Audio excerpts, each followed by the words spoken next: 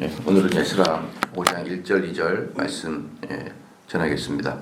에스라서 이제 5장은 이제 이스라엘의 오랜 침체 기간이 이제 되죠.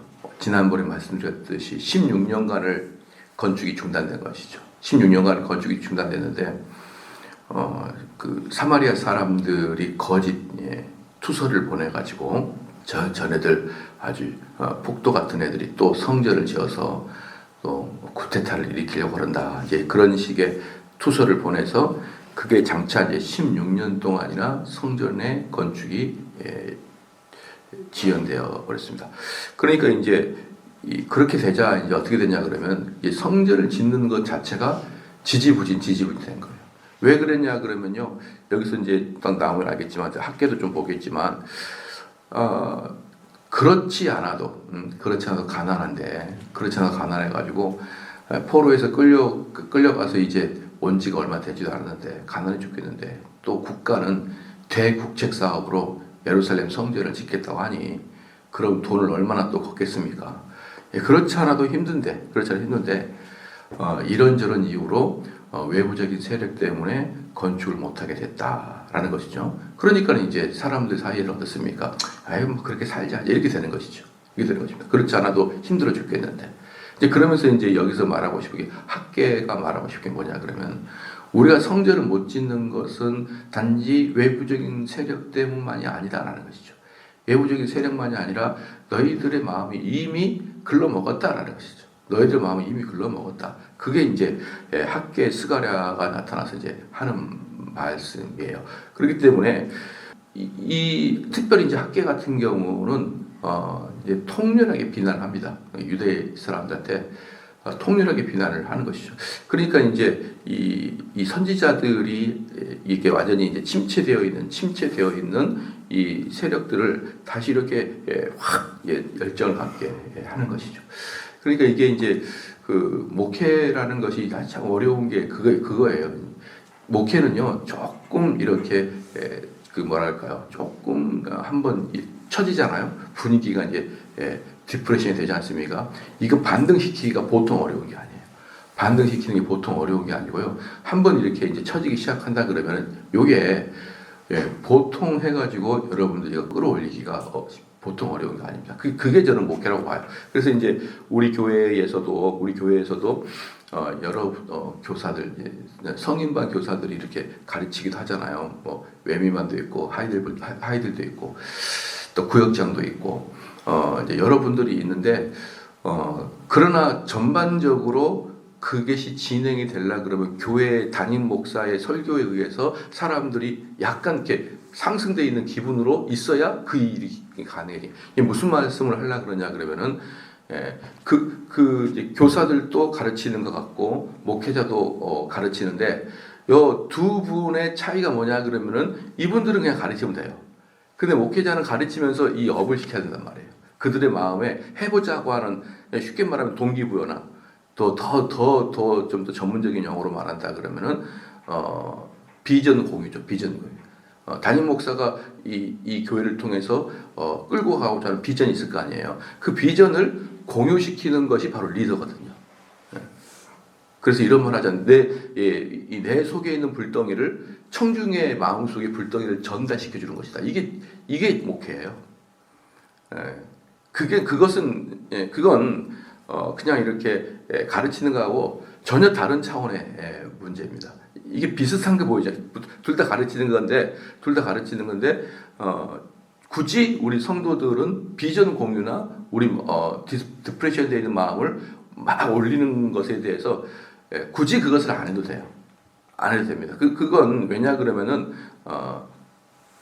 전체 리더가 해야 될 일이기 때문에 그러는 거예요. 전체 리더가 해야 될 일이기 때문에 그런 거예요. 그런데 이제 그런 와중에 한번 교회가 탁 꺾여가지고 전반적으로 이제 하향 곡선을 내려가고 있을 때 이 목회자가 다시 반등을 시키는 것은 너무 어려운 것이고요. 이제 그렇게 된다 그러면 백약이 무효예요. 어떤 교사가 나타나 가르쳐도 안 되게 되어 있는 것입니다. 그래서 이제 저희 교회 같은 경우는 우리 장년반 교사들이 되게 유능하거든요. 저희 교회들은 되게 유능함에도 불구하고 꺾이면은 나중에 어떡할까요? 지금은 뭐 외민반, 도르투반, 하이델반 줄 서 있어요. 사람이 10명 정도밖에 못 들어가기 때문에 계속 듣고자 줄 서 있는데 제 이런 얘기를 하게 되면요 깜짝 놀래요. 왜? 다른 교회는 아무리 교육시켜도 안 오거든요.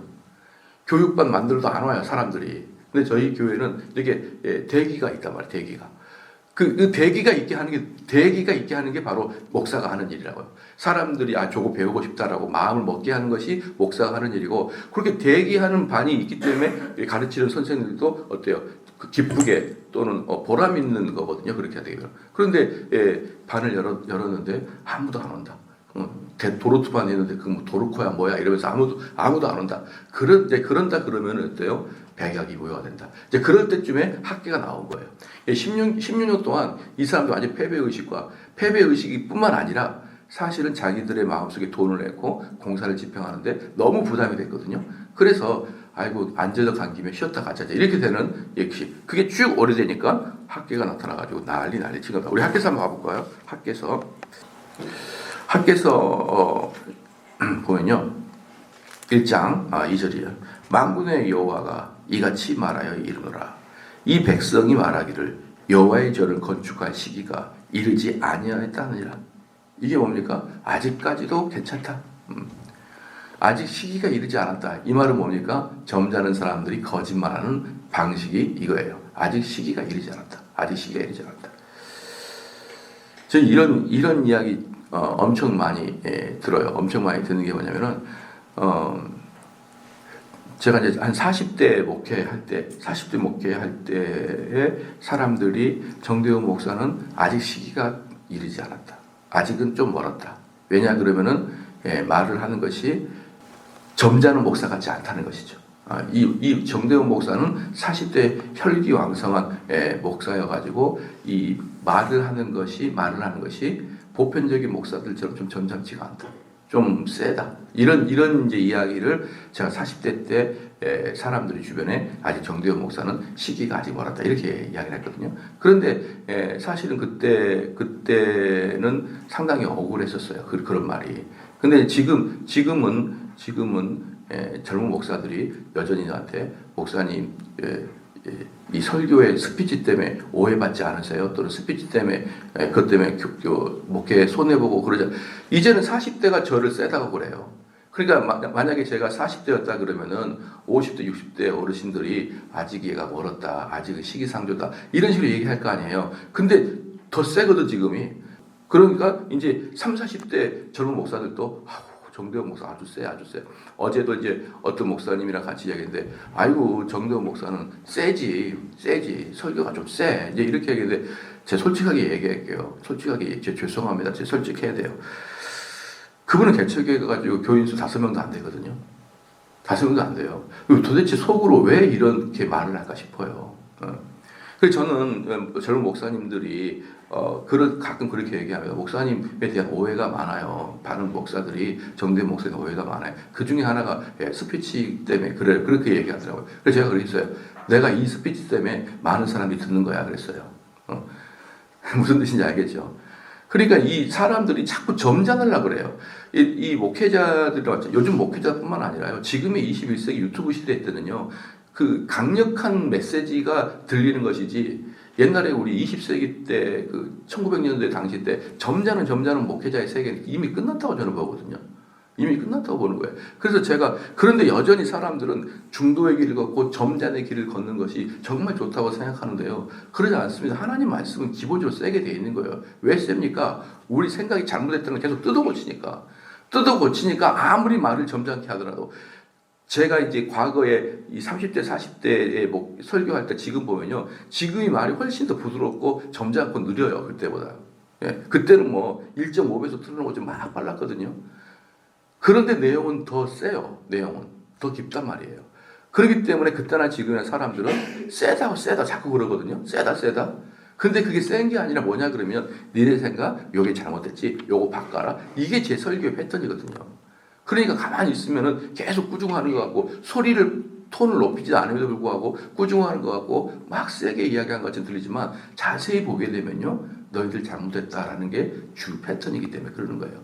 사랑하는 성도 여러분, 그런데 성경은 어떻습니까? 계속적으로 우리 죄를 지적하잖아요. 계속 우리의 인격을 지적하잖아요. 성경은 너희들이 그렇게 노력을 해도 봐라, 너희들이 결국은 이렇게 허무맹랑한 우상에 빠져 있지 않느냐. 너희들이 스스로 자고하여 스스로 높아지려고 해서 너희들이 결국 무너지지 않았느냐. 이게 성경의 메시지잖아요. 한번 여러분 성경을 자세히 봐보십시오. 너 참 잘했다. 칭찬이 거의 없어요. 성경은 칭찬이 거의 없습니다. 그래서 우리가 잘못했다는 이야기를 계속 할 수밖에 없기 때문에 그게 되게 세게 보이거든요. 여러분, 그게 성경이에요. 그렇기 때문에 강력하게 메시지가 나에게 들어오지 않는 것은 사람들이 성경을 잘못 요리하고 있다고 보는 것이죠. 성경을 요리하는 것은요, 성경의 저자가 말하고자 하는 것을 그대로 전하는데, 성경은 계속 좀 뭐합니까? 우리의 거울이라고 했어요. 거울. 우리의 거울. 성경은 우리의 거울이다. 이게 뭐예요? 집 나가기 전에 거울 보고 문제가 있으면 해결하고 나가라. 이게 거울이잖아요. 그 거울의 역할이 성경의 역할인데 우리의 죄악들을 전부 다 성경을 통해서 낱낱이 판별해야 되니까 그것은 상당히 개인적으로 들릴 때 좀 강하게 들릴 수밖에 없는 것이죠. 그래서 2절 말씀에 만군의 여호와가 이같이 말하여 이르노라. 이 백성이 말하기를 여호와의 절을 건축할 시기가 이르지 아니하다 하느니라. 3절 여호와의 말씀이 선지자 학계에 임하여 이르시되 이 성전이 황폐했거늘 너희가 이때 판벽한 집에 거주하는 것이 옳으냐? 예. 이 성전이 황폐했거늘 그때 판벽한 집에 거주하는 게 옳으냐? 5절 말씀. 그러므로 이제 만군의 여호와가 이같이 말하더니 너희는 너희 행위를 살필지라. 그러니까 너희들이 그런 집에 살기를 바라느냐 이 말이에요. 그리고 너희들 마음을 좀 살펴봐라. 왜 성전이 건축이 엉망이 되는 것이 비단 사마리아 사람들 때문인 것이 아닌 걸 너희들이 알고 있지 않느냐. 너희들이 알고 있지 않느냐. 자, 그래서요 6절 말씀에 너희가 많이 뿌릴지라도 수확이 적으며 먹을지라도 배부르지 못하며 마실지라도 흡족하지 못하며 입어도 따뜻하지 못하며 일꾼이 삭을 받아도 그것을 구멍 뚫어진 전대에 넣음 같으니라. 백날 해보라는 것이죠. 너희들 왜 이렇게 어려운지 아냐는 것이죠. 그러니까 지금 이스라엘 백성들이 지금 어떤 상태냐면요.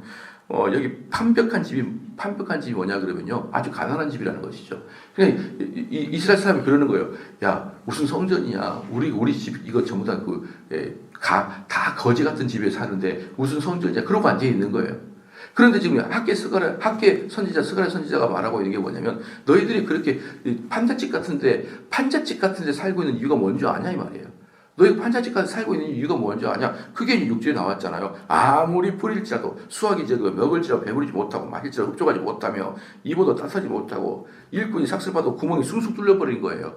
왜 그러느냐? 너희들이 성전을 짓지 못하고 성전에서 참다운 하나님을 만나지 못하기 때문에 계속적으로 이 엉청한 일이 생긴다는 거예요. 그렇잖아요. 이게 이제 우리들의 느낌도 본다 그러면 딱 이제 그건 거예요. 우리가 이렇게 가난한데 우리가 어떻게 헌신할 수 있냐? 많은 사람들이요, 일주일 내내 바쁘고 있는 거 맞아요. 바쁘지 않는 사람이 어디 있겠습니까? 그런데 우리가 바쁘기 때문에 신앙생활을 등한히 할 수밖에 없다. 이 구조가 딱 이 구조예요. 우리가 바쁘기 때문에 신앙생활을 제대로 할 수 없습니다라고 이야기하는 구조가 이 구조란 말이에요. 또는 내가 돈을 적게 보니까 헌금을 적게 할 수밖에 없습니다. 이 구조란 말이에요. 그럴 때 하나님 말씀하시는 거예요. 뭐라고 하냐? 네가 왜 그렇게 바쁘게 살아도 1년 내내 바쁘게 살아도 왜 그렇게 네 살림이 안 피는 줄 아냐 이 말이에요. 여러분 한번 생각해 보십시오. 저는 이렇게 목회를 하면서 많은 이제 성도들을 아까도 말했죠. 비전의 공유잖아요. 목회자의 뜨거운 가슴을 성도들의 마음속에 불붙이는 사역이 목회자잖아요. 그런데 번번이 실패하는 가슴들이 있어요. 수년을 이야기를 해도 그 가슴이 뜨거워지지 않는 경우가 있다 이 말이에요. 그렇지 않습니까? 그런 사람이 왜 없겠습니까? 담임 목사 하게 되면은 그런 사람 쏙쏙 보인단 말이에요. 오히려 열심히 하는 사람은 눈에 잘 안 들어와요. 근데 아무리 해도 변화되지 않냐고 아무리 해도 이렇게 하나님의 신앙에 자기의 몸을 던지는 것이 안 되는 사람들 눈에 쏙쏙 들어온단 말이에요. 그런 사람들이. 왜? 안타까우니까. 왜 저 사람이 저렇게 하면 안 되는데 이런 생각이 드니까. 근데 잘하는 사람은 덜 들어오게 돼 있어요. 잘하는 사람은 예쁘기도 하고 좀 믿음직스럽기도 하고 그렇기 때문에 잊어버리는데 잘 못하는 사람들은 이렇게 계속 눈여겨보게 되거든요. 그렇기 때문에 그런 사람들은 언제든지 제 눈에 띄어요. 근데 여러분 알고 계십니까? 그런 분 중에 대부분이 하는 말이 바쁘다는 입에 달려있어요. 바쁘다는 말이 입에 달려있는데요. 제가 감히 말씀드릴게요. 10년 전에도 바쁜데 지금도 바빠요. 놀랍죠? 또 하나 볼게요. 그리고 별로 윤택하지 않아요, 삶이. 그렇게 바빴으면은 안 바쁜 사람보다 2배, 3배 더 잘 살아야 될 거 아니에요. 아침, 저녁까지 그냥 계속 뛰니까 2-3배 같이 살아야 될 거 아니에요. 하나님 말씀합니다. 벌어도 밑으로 새가는 걸 어떻게 할 거냐는 거예요. 예. 먹어도 배부르지 않을 것이고, 물을 마셔도 흡독하지 않을 것이고, 옷을 입어도 따뜻하지 않을 것이고, 벌어도 밑구멍으로 다 새버릴 것인데 어떻게 할 거냐는 것이에요.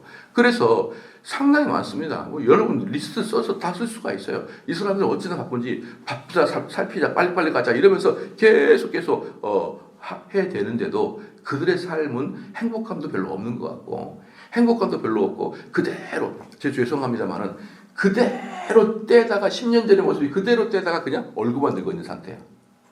얼굴만 늙어 있어요. 10년이 됐으니까. 그런데 경제적으로 부유해진 것도 아니고, 삶이 윤택해진 것도 아니고, 집안이 화목한 것도 아니에요. 어떻게 할 겁니까, 이거? 지금 학계가 그 얘기를 하고 있는 거예요.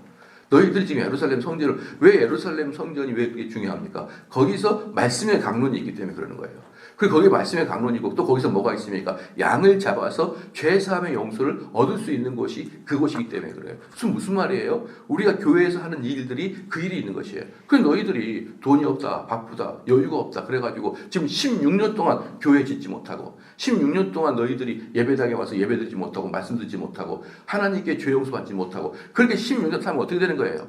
그게 바로 짐승 같은 삶이라는 거예요. 너희들이 광야의 짐승같이 마음 놓고, 모든 사람이 자기의 뜻대로, 모든 사람이 자기가 생각하는 생각대로 인생 살아간다는 것이에요. 너희가 그래가지고 백날 해봐 너희들이 복이 있느냐 이 말이에요. 여러분 좀 이해가 되셨죠? 바로 이 이야기가 바로 지금 학계가 이야기하는 거. 스가랴도 마찬가지거든요. 스가랴에서 1장을 봐볼까요? 1장 2절입니다. 스가랴 1장 2절. 여호와가 너희 조상들에게 심히 진노하였느니라. 여호와가 너희 조상에게 심히 진노하라. 그러므로 너는 그들에게 말하기를 만군의 여호와께서 이처럼 이르시되 너희는 내게로 돌아오라. 만군의 여호와의 말이니라. 그리하면 내가 너희에게로 돌아가리라. 만군의 여호와의 말이니라. 너희 조상들을 본받지 말라. 옛 선지자들이 그들에게 외쳐 이르되 만군의 여호와께서 이같이 말씀하시기를 너희가 악한 길 악한 행위를 떠나서 돌아오라 하셨다 하나 그들이 듣지 아니하고 내게 귀를 기울이지 아니하였느니라. 여호와의 말이니라. 너희 조상들이 어디 있느냐? 또 선지자들의 영혼이 살겠느냐? 이게 뭡니까? 그렇게 얘기를 했지 않느냐? 하나님이 너희들이 그렇게 잘못된 길을 갈 때마다 선지자를 보내가지고 너희들 돌아오라고 그렇게 얘기했지 않느냐? 근데 너희들 조상들 어디 있고 그때 선지자들의 말씀들 다 어디 있느냐? 6절 보십시오. 내가 나의 종 선지자들에게 명령한 내 말과 내 법도들이 어찌 너희 조상들에게 임하지 아니하였느냐? 그러므로 그들이 돌이켜 이르기를 만군의 여호와께서 우리 길대로 우리 행위대로 우리에게 행하시려고 뜻하신 것을 우리에게 행하셨도다 하였느니라 라는 것이죠. 그래서 여기서도 무슨 말을 하고 있는 거예요? 너희들 포로로 끌려갔던 그 선배들 잘 보라는 것이에요. 그들이 포로로 끌려간 이유는 그렇게 선지자를 보내가지고 컴백하라 돌아오라 회개하고 와라 라고 그렇게 얘기를 해도 끝까지 그 길을 가지 않느냐. 끝까지 그 길을 가지 않으니까 결국은 그 길의 마지막이 바벨론 포로로 끌려간 게 마지막이었다. 그런데 스가랴가 보기 그러는 거예요. 지금 내가 보니 너희도 똑같다는 거예요. 그 포로로 갔다가 정신 차리고 온 줄 알았더니 지금 보니까 너희가 똑같다는 것이죠. 너희들에게 다가온 선지자들의 그 많은 설교들은 어디 있느냐 이 말이에요. 너희들에게 하나님이 외쳤던 그 많은 양심의 가책들은 어디가 있느냐? 너희들이 바벨론 포로로 끌려갔을 때 강가에 앉아가지고 예루살렘 바라보면서 우리가 거기에서 친구들과 같이 예배하던 것이 얼마나 즐거웠더냐? 이렇게 시편에 그렇게 나와 있거든요. 그렇게 노래한들 무슨 의미가 있으냐? 다시 와가지고 편벽 즉 나무 판자떼기 같은 집 짓고 그냥 그것에 만족하고 바벨론이나 페르시아에서 해방돼서 와가지고 거기 그거 만족하고 사는 것밖에 뭐가 있느냐 이렇게 말하면서요 강력하게 이 학계와 스가랴를 통해서 성전 건축의 마음을 다시 확 이제 불일 일어나게 하는 것이 바로 5장의 사건이에요. 그러니까 5장의 사건은 학계 스가랴의 사건을 요약했다고 보면 여러분이 되겠습니다. 그래서 1절에 선지자들 곧 선지자 학계와 이도의 손자 스가랴가 이스라엘의 하나님의 이름으로 유다와 예루살렘에 거주하는 유다 사람들에게 예언하였더니 그래서 이제 여기서 지금 애언의 책망이 뭡니까? 애언의 책망이 그들은 신앙에 있어서 아주 게을러져 있었다라는 것이죠. 심히 게을러져 있었고, 처음에는 사마리아 사람들의 평가를 탄했지만 지금은 너희들이 게을러져 있는 상태라는 것을 다 알고 있다. 이러면서 아주 강력하게 질책합니다. 자, 당시 이스라엘 백성들이 사마리아 사람들의 회방으로 인해서 성전 재건을 중단한 후 대적들의 방해가 있었음에도 불구하고 하나님을 섬긴 일에 냉담하였다는 것을 다 알고 있다. 자신들의 유익을 위해서, 자신들의 삶 그 위해서 대의 명분을 다 잃어버린 사람들이 우리 아니냐, 이렇게 이야기를 하고 있는 것이죠. 그래서 이제 2절 말씀에 이에 스알디의 아들 수룹바벨과 요사닥의 아들 예수아. 여기서 이제 재밌는 게 뭐냐면, 이때 당시에 제가 지난번에 말씀을 드렸지만 다리오 왕 때 사건을 보면 이때 당시에 페르시아 제국은 그냥 평안한 제국이 아니라 그랬죠. 그냥 평안한 제국이 아니다. 평안한 제국이 아닌데 그냥 어느 곳에서나 그 페르시아에게 대항을 해서 막 싸우려고 하는 그런 민족들이 많이 있잖아요. 그러니까 이 페르시아의 왕이 정신이 없는 거예요. 어디서 또 쿠데타가 일어날까? 또 어디서 반란이 일어날까? 어디서 독립이 일어날까? 정신이 없습니다. 정신이 없을 때 그 시기에 뭐가 있었다 그랬습니까? 그 시기에 마라톤 전쟁이 있었다 그랬죠. 마라톤 전쟁이 누가 하고 있습니까? 그리스 아테네하고 페르시아하고 둘이 싸웠잖아요. 그래서 우리가 중학교 때 배웠을 거예요. 페르시아의 군대를 스파르타 군대라, 페르시아 군대를 스파르타라 군대라 그랬고, 아테네 군대를 민주진영의 민주공화적의 군대. 그래서 아테네는 자유를 줬고 스파르타는 강력하게 훈련을 시키는 이 두 개가 붙었다. 좀 이해가, 그런 거 기억나시죠? 그런 중학교 때 배웠던 게 기억납니다. 그러다가 처음에는 스파르타 군대가 강력하게 이제 이긴 것 같았지만 작은 나라였던 그리스가 결국은 이기게 된다는 것이죠. 그래서 그 전투가 결정적으로 벌어졌던 게 마라톤 전투였다는 것이죠. 그때 이제 그 그리스가 자기들이 다 질 것 같다고 생각했는데 그 강대한 페르시아를 이기고 너무 기뻐가지고 그 병사 한 명이 42.19km를 달려가가지고 아테네 가가지고 우리가 이겼습니다라고 죽잖아요. 그잖아요. 그거 마라톤 전쟁인데 왜 모른 척 하세요? 다 알면서 다 아시잖아요. 이 사건.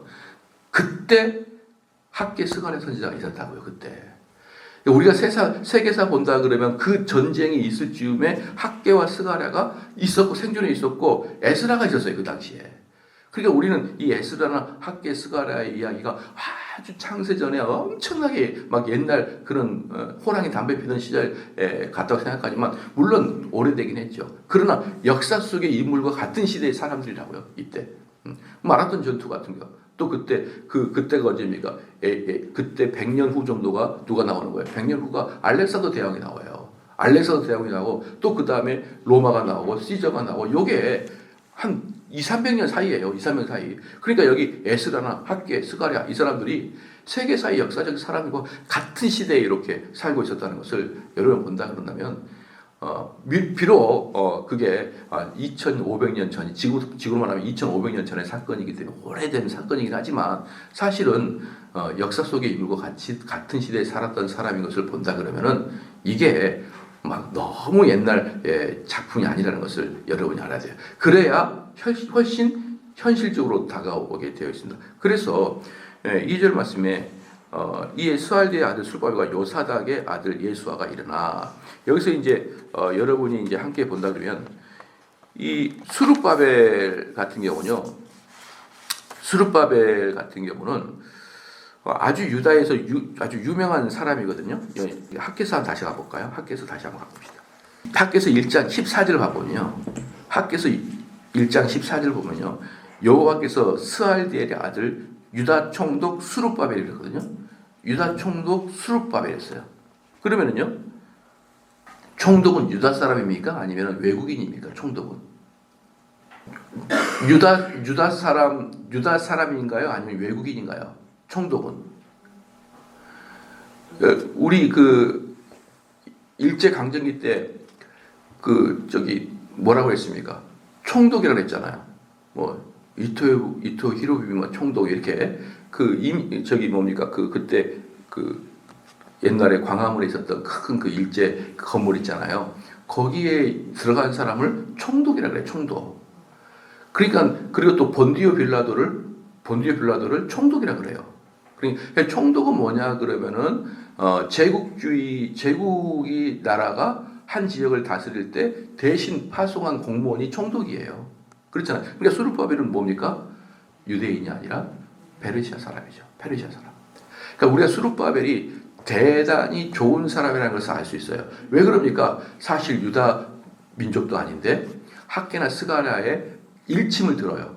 또 유다 백성이 아닌데 수르바벨이 어떻습니까? 성전을 건축하려고 노력합니다. 그래서 수르바벨은 유대인이 아니면서도 불구하고 상당히 선한 사람이다라고 말할 수 있어요. 14절 다시 읽을게요. 여호와께서 스알디의 아들 유다 총독 수르바벨의 마음과 여호사스닥 아들 대제사장 여호수아의 마음과, 이 여호수아는 앞에서는 누구라고 하냐면은 예수아라고 하기도 하고 여호수아라고 하기도 해요. 그러니까 학계에서는 여호수아라 하고 에스라에서는 예수아라 이렇게 표현한단 말이에요. 똑같은 말입니다. 똑같은 말인데 이 수르바벨은 페르시아 사람이고 이 예수아는 대제사장으로서 유대인인 것이죠. 이 둘이가 가장 이제 높은 사람이에요.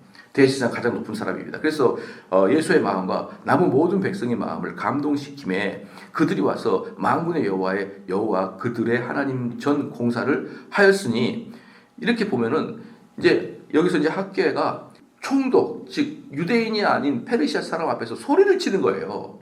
정신 차려라, 정신 차려라. 또 그 옆에 누가 있는 거예요? 예수아가 있는 거예요. 그 예수아는 누구예요? 대제사장입니다. 정신 차려라. 그래서 중요한 게 뭐냐 그러면요, 이들이 느꼈어요. 이들이 뭘 느꼈냐면은 학개와 스가랴가 느낀 게 뭐냐면은 이 페르시아는 우리에게 성전 건축을 하라고 했는데 뭡니까 사마리아 사람들이 이렇게 몇 번 이야기하니까 아이고야 성전 건축하지 마 이렇게 해버리는 거예요. 얘네들은 우리에게 성전 건축을 하라고 했다가 하지 말라고 했다가 이렇게 손바닥 뒤집듯이 바꿔버리는구나. 요 첫 번째 생각. 두 번째 생각이 뭡니까? 아무리 지금 다리오 왕이 선한 마음을 가지고 허락해도 그 다음 왕이 바뀌면 그 다음이 또 어떻게 정책을 펼지 모르겠는 거예요. 그렇잖아요. 그러니까 이걸 지금 학개와 스가랴 선지자가 완전히 알았어요. 이 나라를 믿으면 안 되겠다. 페르시아를 믿으면 안 돼. 걔네들이 아무리 조서를 꾸며서 공문으로 가지고 성전 건축에 허락을 해줘도 시대가 하수상하거나 왕이 바뀌면 아무것도 보장이 안 되는구나 라고 알았습니다. 그래서 지금 다리오 왕, 즉 선한 왕이 있을 때, 페르시아 다리오 왕이 있을 때 이 성전 건축을 빨리 끝내야 된다고 생각할 거예요. 그러니까 벌떡벌떡 일어나가지고 유다 총독 페르시아 사람 수르바벨 앞에서 똑바로 해라, 마음을 열어서 성전 건축을 하게 해라 이렇게 하니까 놀랍게도 이방인이면서 가장 권세가 셌던 수르바벨이 마음을 열어는 거예요. 그러니까 저는 수르바벨이 신사와 같은 사람이다라는 거예요. 그가 유대인이 아님에도 불구하고 유대인의 마음처럼 성전을 건축하는데 대단히 열정을 다했다. 그래서 얼마나 이 수르바벨이 얼마나 이런 일을 헌신적으로 했는지요. 한번 더 볼게요. 학개서 2장 계속 봅시다. 2장 2절 보면요.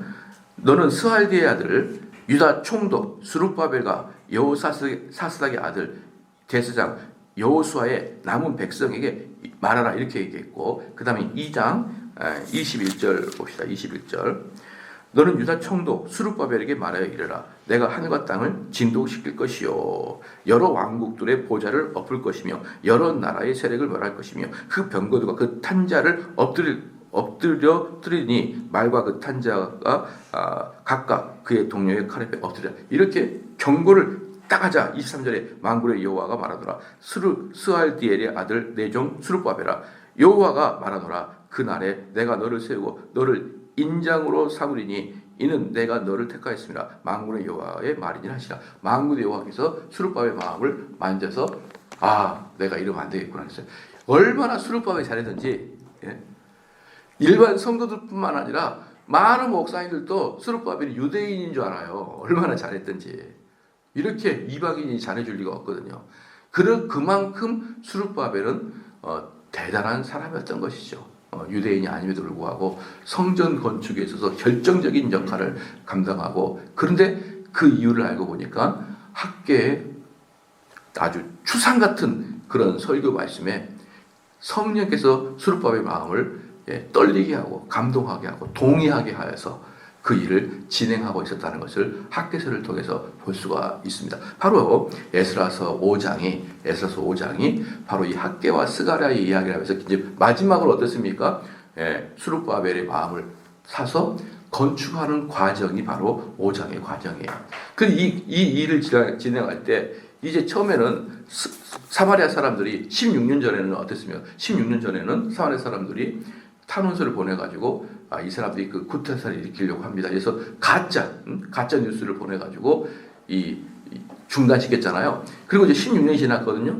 지금은 이제 어떻게 할 거냐? 다음번에 제가 말씀드릴 건데 지금 어떻게 할 거냐? 이제 사마리아가 옛날에 그 조서를 들고 와가지고 무력으로 이제 죽이려고 하는 거예요. 네. 조서를 들고 와서 이제 옛날에는 탄원서를 냈는데 이제는 무력, 힘 대 힘으로 이 예루살렘의 성전 건축을 방해하려고 합니다. 여러분 얼마나 악한지 몰라요. 얼마나 악한지 모릅니다. 너희들이 아무리 그렇게 외부 사람들이 사마리아 사람들이 우리를 그렇게 못 짓게 처음에는 투서로 2라운드에 또 뭐가 되는 거예요? 실제적으로 무력으로 성전을 못 짓게 그렇게 아둥바둥해도 학개서가라는 끄떡도 안 해요. 그렇게 백날해라. 뭔만 되면 되는 거예요. 우리 성도들이 전체가 하나님 향한 마음이 일심동체가 돼가지고 성전을 건축하게 되면 너희들이 백날 그렇게 떠들어봐야 하나님이 원하시는 일은 성취가 된다라는 것을 이야기하고 있습니다. 그렇기 때문에 여러분들이 정대훈 목사만 왜 독특해? 왜 저렇게 혼자만 독특한 성경 해석해? 여러분 그런 오해하지 말라고요. 저는 지금도 내가 올 거 그들이 틀릴 거예요. 성경 해석도 보면 얼마나 그렇게 못하는지.